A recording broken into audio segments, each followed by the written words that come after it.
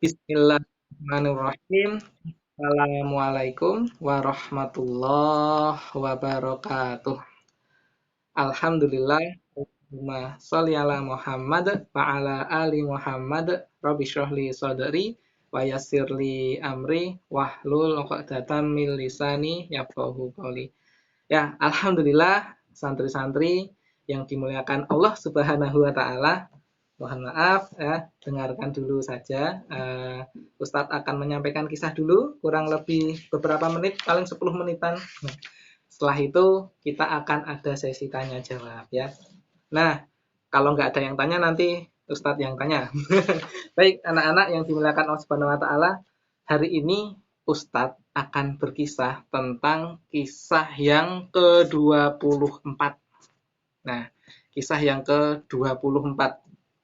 Kisahnya adalah seekor kera yang membuang harta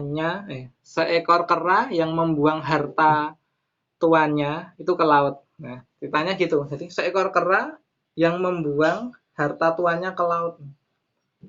Kita mungkin berpikir, loh, kera kok bisa membuang hartanya ke laut? Kok pinter ya? Nah, dengarkan kisahnya.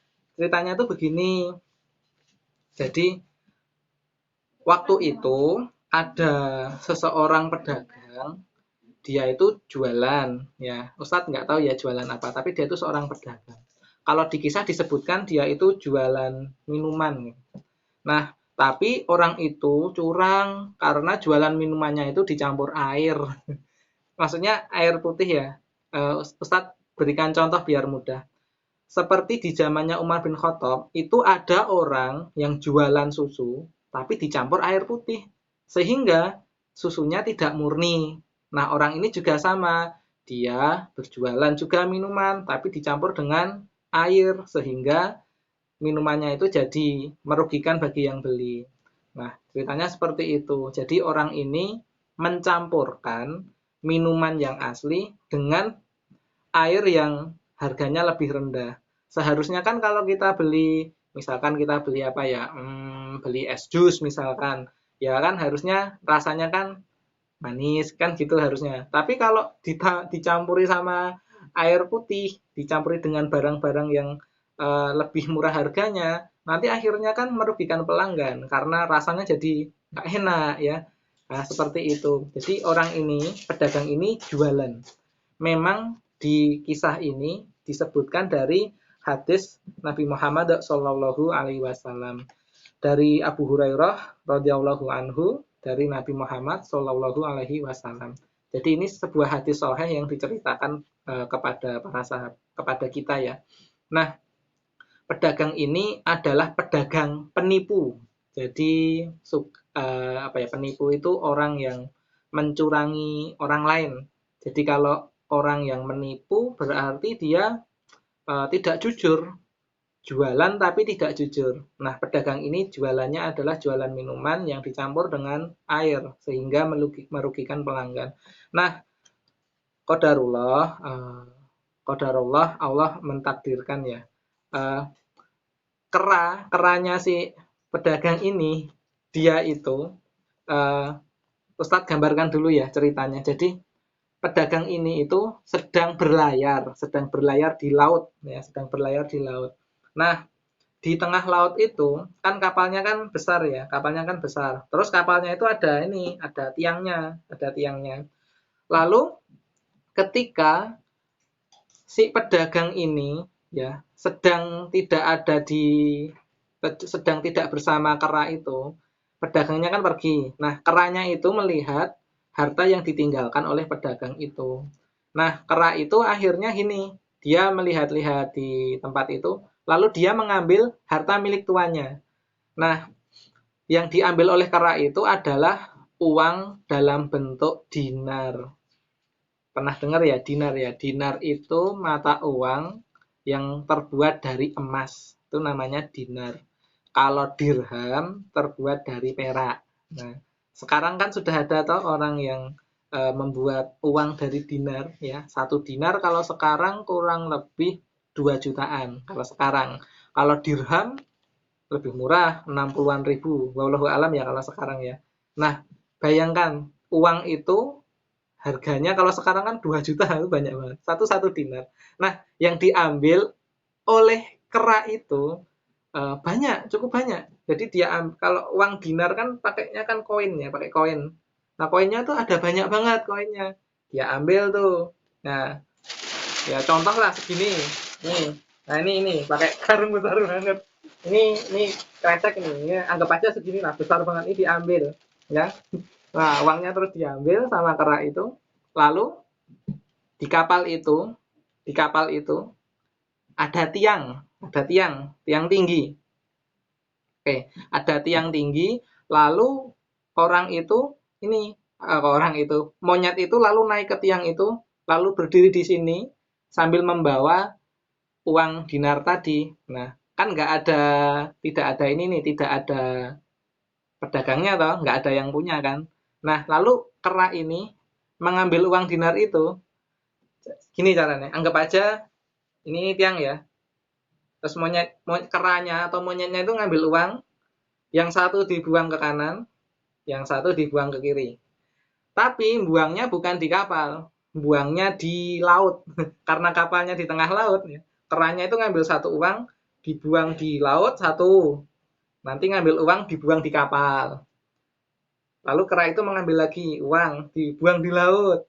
Lalu ngambil lagi dinarnya, dibuang di kapal. Terus dilakukan seperti itu. Sampai akhirnya dinar milik pedagang itu habis. Nah, sampai dinarnya itu habis. Nah, ini Ustadz mau ini nih mau interaksi sama anak-anak dulu ya. Ustadz akan hidupkan mikrofonnya dulu. Ya. Nah, apakah anak-anak tahu minuman yang dijual oleh pedagang itu? Ada yang tahu nggak? Ustadz belum cerita tadi. Ada yang tahu? Minuman apa yang dijual? Boleh jawab, nggak apa-apa. Mikrofonnya bisa dihidupkan. Nah, Masya Allah. Betul. Jawabannya adalah orang itu jual khamar. Nah, khamar itu kalau hari ini ya, minuman hari ini itu adalah minuman yang memabukkan. Nah, mungkin ada yang bertanya, loh Ustadz, kan tidak boleh menjual khamar. Kenapa malah orang itu menjual khamar? Kan gitu ya. Kan begitu ya. Kok malah dia dianggap sebagai penipu karena menjual khamar dengan air gitu. Gitu kan? Nah, ada yang bisa jawab kenapa kok orang tadi disebut sebagai penipu karena menjual khamar dengan air. Harusnya kan yang dilarang kan jual khamar. Nah, itu pertanyaannya. Ada yang mau jawab? Bebas, siapapun boleh.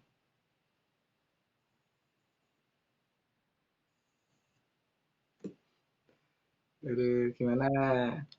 Ya. Hmm. Kalau menyerah angkat tangan ya. Angkat, lambaikan ke kamera. Kalau kalau sudah nyerah lambaikan ke kamera. Oh sudah melambaikan. Masya Allah.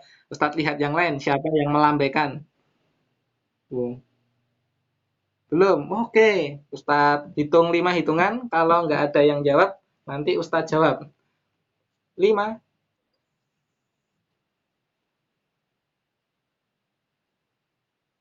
Ya. Nah, jawabannya seperti ini. Pada zaman itu, Homer itu dihalalkan.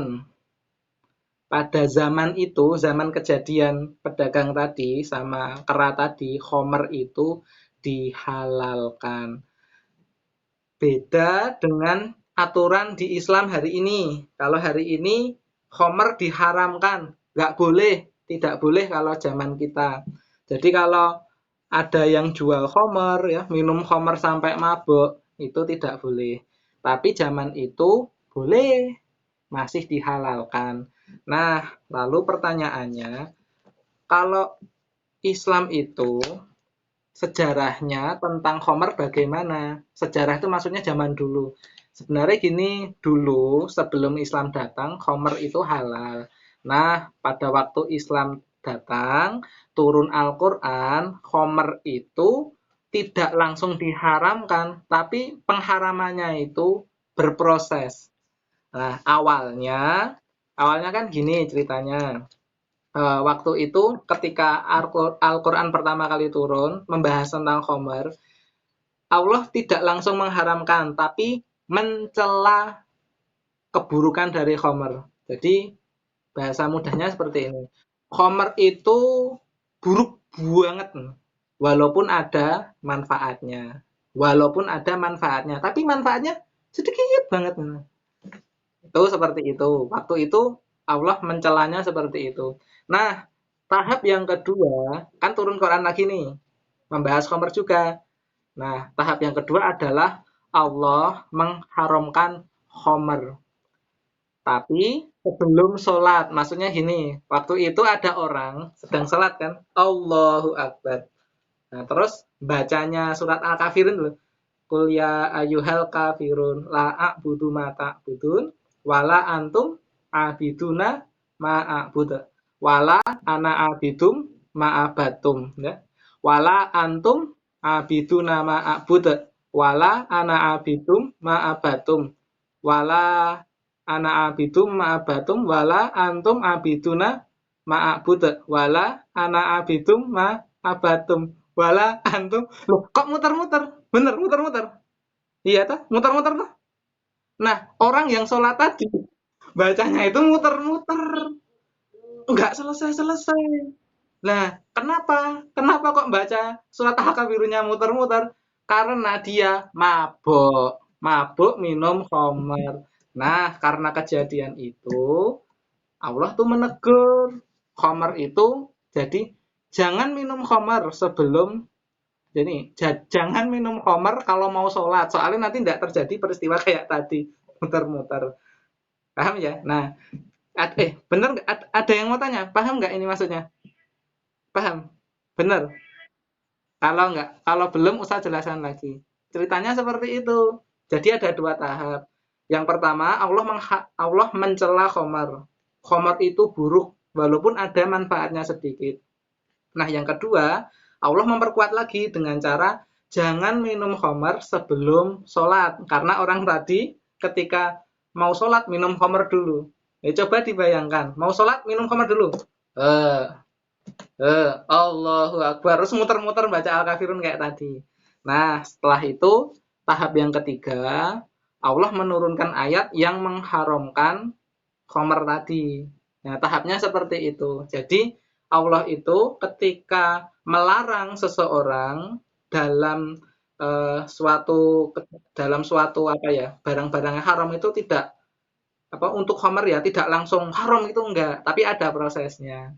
Itu seperti itu ceritanya. Jadi, pada kisah tadi, kenapa seorang pedagang menjual khamr dicampur dengan air dikatakan atau disebut curang karena waktu itu khamr masih halal begitu. Nah, anak-anak di dunia ini ya sebelum Ustaz tutup ya, di dunia ini khamr itu merugikan ya. Yang pertama diharamkan sama Allah, yang kedua merugikan karena kalau kita minum khamr akal kita hilang. Ya, contohnya ya tadi mau sholat minum khamr. Jadinya ketika baca Qul ya ayyuhal kafirun la a'budu ma ta'budun wala antum abiduna ma a'budu wala ana abidu ma abatum wala ana abidu ma abatum wala antum abiduna ma abud, muter-muter enggak selesai-selesai. Terus seperti itu. Itu yang kedua ya. Yang ketiga, kalau sudah hilang akalnya, manusia jadi nggak bisa mikir. Nggak bisa mikir, hilang akalnya. Bahkan ada orang yang meminum khamr, nggak punya akal kan akhirnya. Dia melakukan perbuatan yang buruk, perbuatan yang buruk itu nanti menghasilkan perbuatan yang lebih buruk lagi. Akhirnya perbuatan buruknya itu dilakukan terus-menerus karena kehilangan akal. Padahal anak-anak, perbedaan manusia dengan hewan itu terletak di akalnya. Nah, kalau kita minum khamr, akal kita hilang, ya sudah, kita sama seperti binatang bahkan lebih rendah.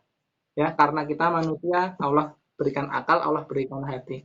Nah, untuk hikmah kisah yang tadi adalah yang pertama adalah Allah memperingatkan kita supaya jangan curang, ya, supaya jangan curang. Itu hikmah yang pertama. Yang kedua adalah mukjizat, bukan mukjizat, tapi kisah ajaib dari seekor kera. Ini kera tadi kan dia bisa mikir kan, "Oh, ini harta tuanku, ini harta tuan, ini harta tuanku."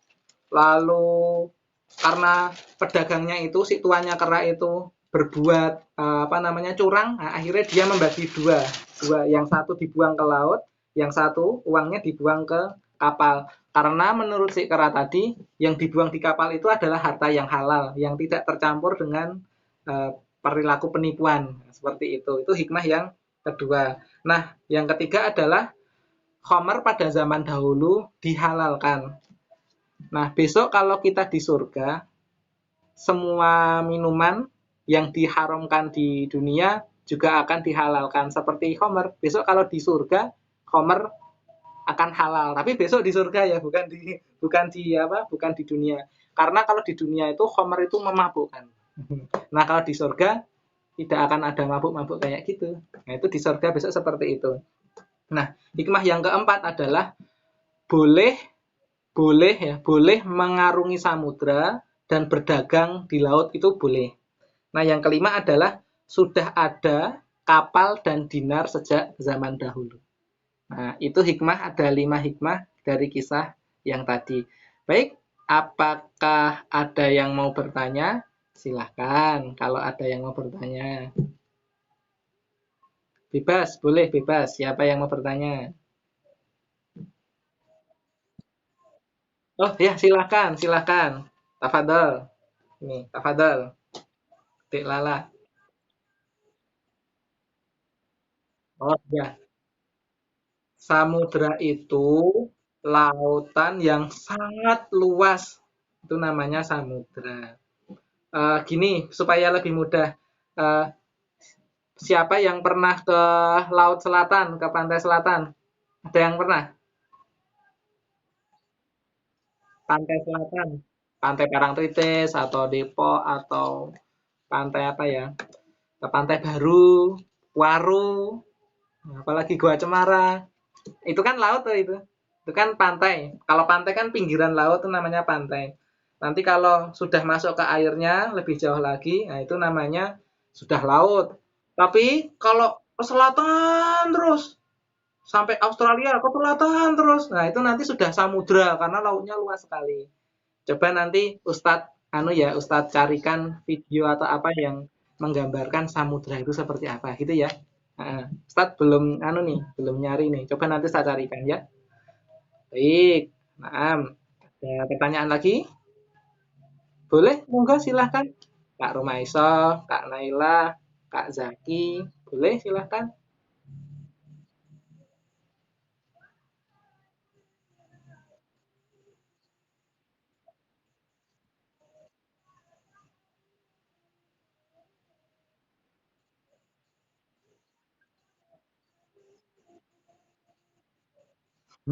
Ya, tadi bukan kan ya, bukan karena sinyalnya hilang, tapi karena Ustadz diem aja. Jadi,